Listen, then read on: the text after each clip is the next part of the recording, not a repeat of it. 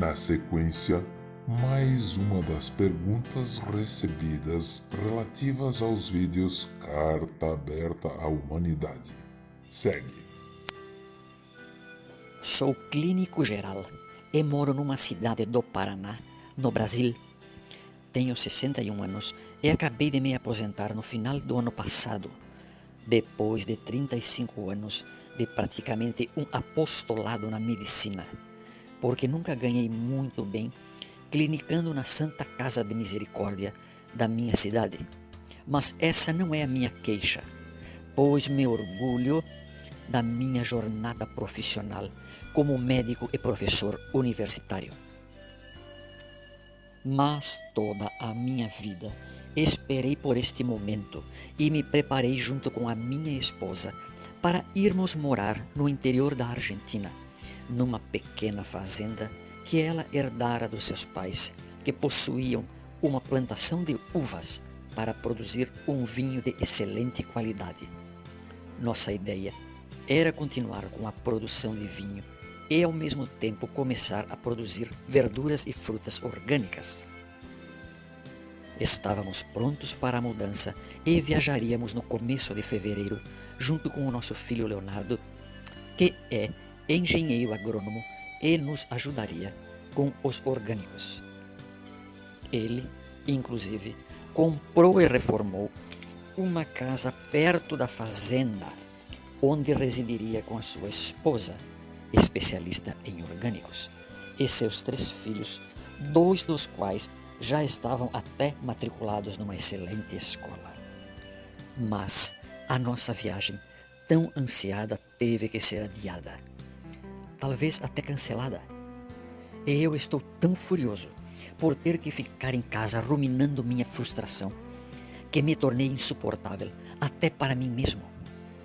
Estava nesse estado quando, alguns dias atrás, enojado com as notícias alarmantes e permanentes na TV aberta, resolvi zapear pelo YouTube e a primeira postagem que me aparece é essa sua dita Carta Aberta à Humanidade.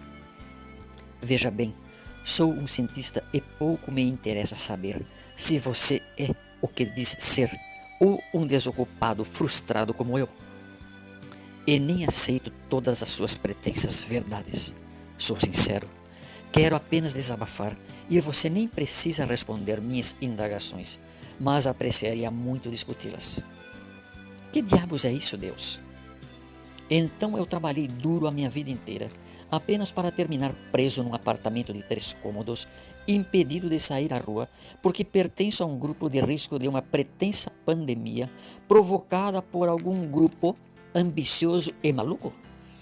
Que mundo insano é esse, onde somos escravizados por um micróbio que, pelo jeito, pode exterminar metade da humanidade em 3 meses? Eu estou ultimamente questionando tudo, especialmente a minha formação como médico. Pelo visto, nem começamos a entender as possibilidades de vida ou morte que nos espreitam de todos os lados e de todas as formas. Saudações, Dr. Nemo. Confesso que eu adoro interagir com pessoas como tu. Você é o cara. Conheço você muito mais do que imagina e acompanhei cada passo em tua jornada, que é magnífica, mesmo que você não a considere assim, em função da falta de reconhecimento dos teus pares. Mas eu vi tudo.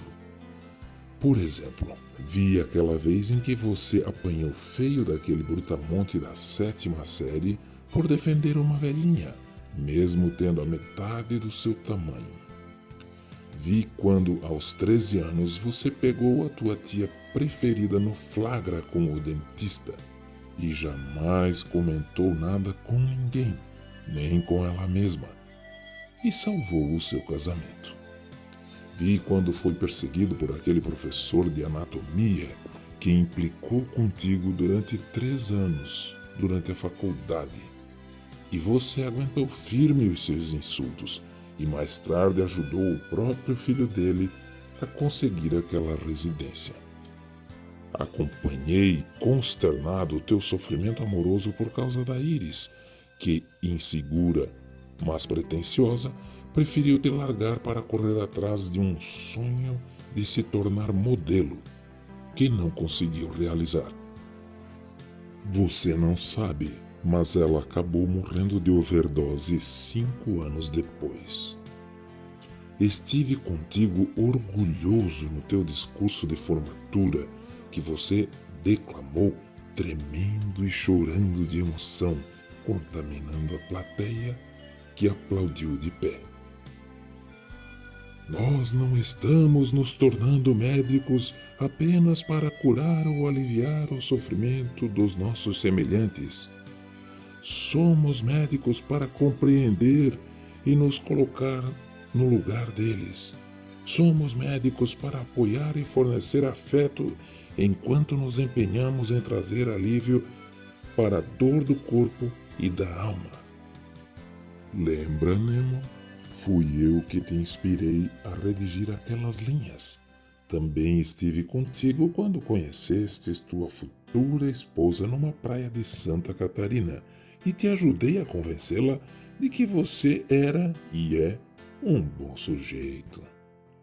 Lembro do teu desespero quando roubaram teus sapatos no dia do casamento e tivesses que espremer teus pés enormes num quixute do teu primo e tua mãe teve que cortar aquela borracha da ponta para os teus dedos não quebrarem. E 2 anos depois, quando vossa filhinha Esther nasceu morta, eu acompanhei e amparei vocês a cada minuto. E, mesmo não concordando, apoiei você na vasectomia, a qual não impediu que 1 mês depois tua esposa engravidasse do teu único filho. E assim por diante. Já notastes que sempre estive contigo? E agora mais do que nunca.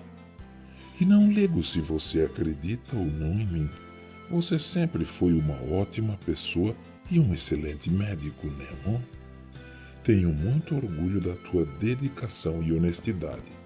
Está na hora de superar aquele trauma provocado pelo teu irmão, quando preferistes especializar-te em clínica geral ao invés de ir para a dermatologia e tornar-se o bambambam rico e sem escrúpulos a serviço de vaidades inúteis.